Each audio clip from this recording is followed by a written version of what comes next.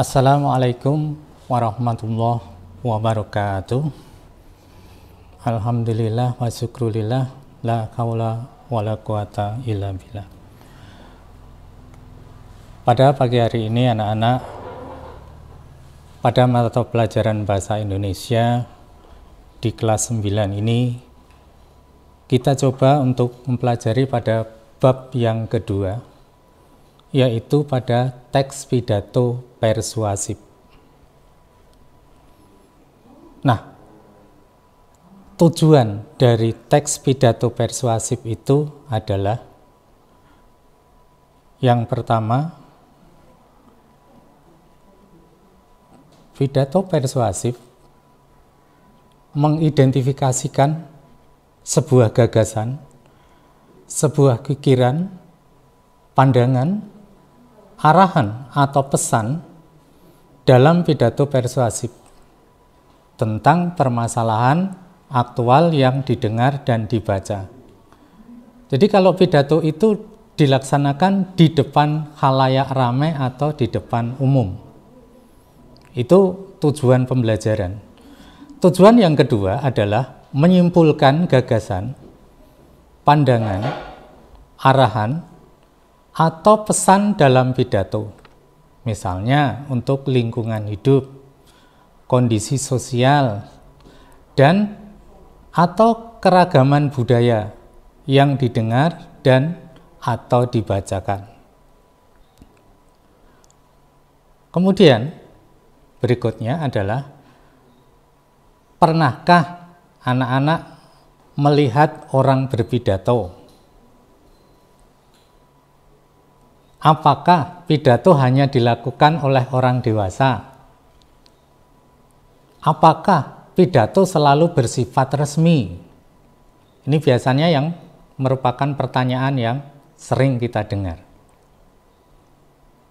Tetapi anak-anak, kita semua pernah melihat, kita semua pernah mendengar orang itu berpidato.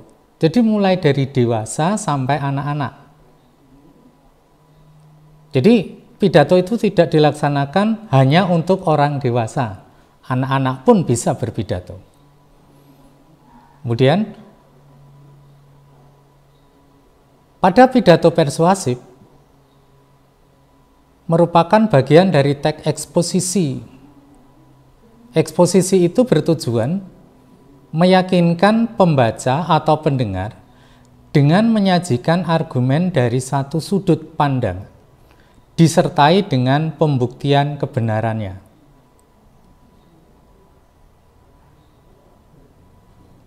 Di dalam pidato itu ada 3 pembeda eksposisi. Yang pertama, mengubah sikap atau pandangan seseorang terhadap sebuah persoalan bisa kita lihat pada editorial, pada koran ini ya. Pidato politik, ya, seperti ketua partai. Kemudian pidato kampanye, nah, ini seperti orang memproklamirkan untuk bisa dipilih. Yang nomor 2, dimanfaatkan untuk mempromosikan barang atau jasa. Ini iklan. Bisa dilihat pada poster, pada iklan, pada slogan, dan lain-lain. Kemudian yang ketiga, digunakan untuk membeda sesuatu kasus, misalnya menyelamatkan terumbu karang. Ini biasanya terjadi terumbu yang rusak karena mungkin ikannya dicari, ikannya dibom, dan sebagainya. Kemudian bagaimana cara memersuasi atau mempengaruhi? Jadi kata memersuasi dari kata persuasi. Yang pertama, etika atau etos, yaitu menggunakan pendekatan berdasarkan pada norma-norma. Ini norma agama, budaya, itu semuanya dipakai. Yang kedua, emosi atau biasa disebut dengan patos. Dengan cara menggugah emosi audience. Kemudian yang ketiga itu logika atau logos yang masuk akal. Jadi semua berita itu harus masuk akal. Ini kalau ingin kita perjelas. Nah, sekarang bagaimana cara kita memahami dari isi pidato? Untuk memudahkan kita memahami isi pidato, maka kita harus mengetahui perbedaan di antara ide pokok, kalimat utama, dan kalimat penjelas.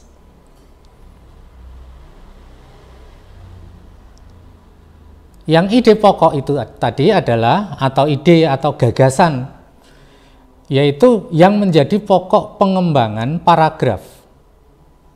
Ide pokok ini terdapat dalam kalimat utama dan dalam satu paragraf. Hanya boleh ada satu ide pokok. Nah, kemudian bagaimana dengan kalimat yang utama tadi?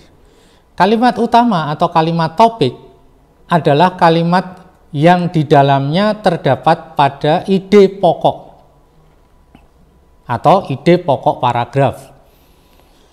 Ya, letaknya bisa di awal atau di akhir paragraf.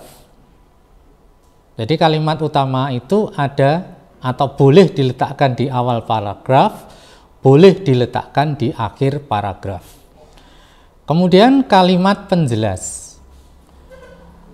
Kalimat penjelas yaitu kalimat yang menjelaskan kalimat utama sehingga menjadi sebuah paragraf yang padu. Jadi sifatnya ini hanya sebagai penjelas saja dari kalimat utama tadi. Berikutnya adalah bagaimana contoh ide pokok, kalimat utama, dan kalimat penjelas. Game online memang bisa menjadi hiburan yang membuat kita terhindar dari stres. Hal ini terbukti dengan lebih segarnya otak kita setelah bermain game online. Otak yang segar membuat kita lebih bias berkreasi dalam banyak hal.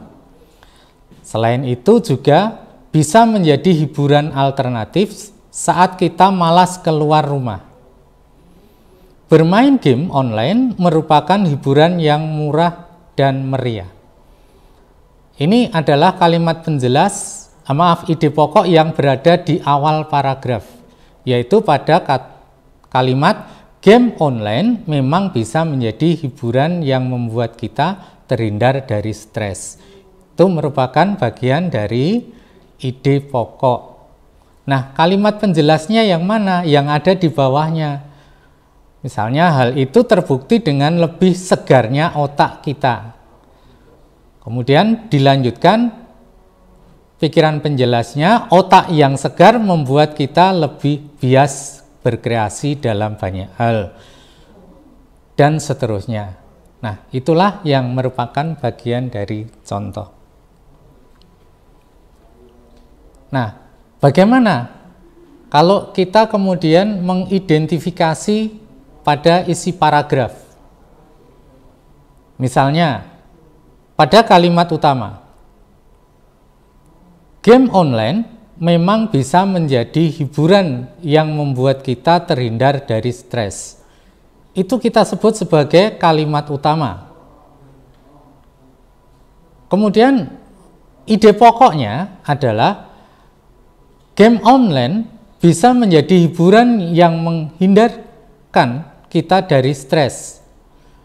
Kemudian hal itu dibuktikan dengan kalimat penjelasnya, hal itu terbukti dengan lebih segarnya otak kita setelah bermain game online. Otak yang segar membuat kita lebih bisa berkreasi dalam banyak hal. Selain itu juga bisa menjadi hiburan dan seterusnya. Nah, itulah yang kita sebut sebagai bagian dari kalimat penjelas. Nah, Bagaimana kalau kemudian kita mencoba untuk menyimpulkan pidato persuasif? Dari hal-hal yang tadi sudah Bapak jelaskan, simpulan itu merupakan pernyataan yang lebih umum dari pernyataan-pernyataan lain dalam paragraf. Gagasan yang tercapai pada akhir tulisan yang diambil dari pokok pikiran masing-masing paragraf, serta simpulan dapat diperoleh setelah membaca, menelaah, dan memahami isi bacaan yang akan disimpulkan. Nah, kemudian bagaimana teks pidato yang akan disimpulkan? Seperti tadi di situ, game online memang bisa menjadi hiburan yang membuat kita terhindar dari stres. Hal itu terbukti dengan lebih segarnya otak kita setelah bermain game online. Otak yang segar akan membuat kita lebih bias berkreasi dalam banyak hal. Selain itu juga bisa menjadi hiburan alternatif saat kita malas keluar rumah. Bermain game online merupakan hiburan yang murah dan meriah. Paragraf yang pertama. Paragraf yang kedua. Mempersiapkan masa depan perlu kita lakukan sejak dini. Menghabiskan waktu berharga kita untuk bermain game online menyebabkan kita tidak sempat menikmati masa depan. Ingatlah, banyak orang tua kita telah bersusah payah menyekolahkan kita. Jadi, jangan sampai waktu muda kita hanya terbuang habis untuk bermain game online. Nah, simpulannya di situ adalah pada akhir dari kata jadi. Itu sebagai kunci bahwa itu adalah pikiran utama yang diletakkan di akhir baris.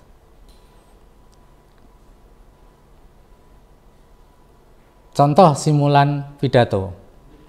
Game online bisa menjadi sarana hiburan yang membuat kita terhindar dari stres. Namun jangan sampai waktu muda kita dihabiskan hanya untuk melakukan game online. Mari kita saksikan contoh pidato persuasif berikut ini.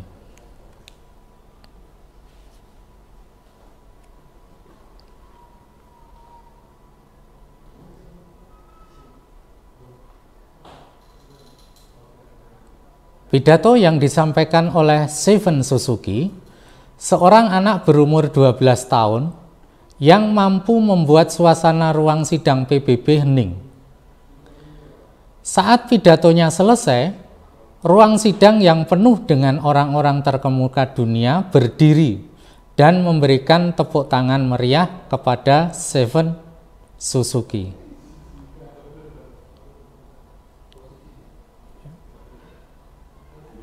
Ya.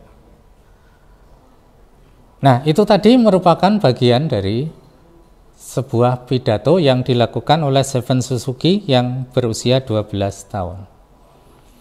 Nah, berdasarkan pidato yang tadi disampaikan Seven Suzuki, bisa kita lihat teks pidatonya, anak-anak, yang ada di halaman 40.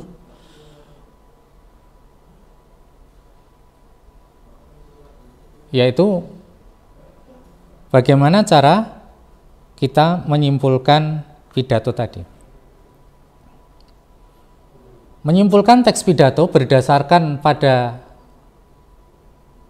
pidato Seven Suzuki tadi, berdasarkan pidato yang disampaikan Seven Suzuki yang bisa kita lihat teksnya di dalam halaman 40 dengan cermat, maka silakan buatlah simpulan dari teks pidato tersebut dengan tepat. Ya. Jadi satu saja tadi pertanyaannya, buatlah sebuah teks pidato dengan tepat. Oke ya, saya kira hanya itu yang bisa saya sampaikan. Dalam pertemuan ini kita akan membahas tentang struktur dan ciri pas pidato persuasif. Saya kira itu saja. Assalamualaikum warahmatullahi wabarakatuh. Selamat mengerjakan.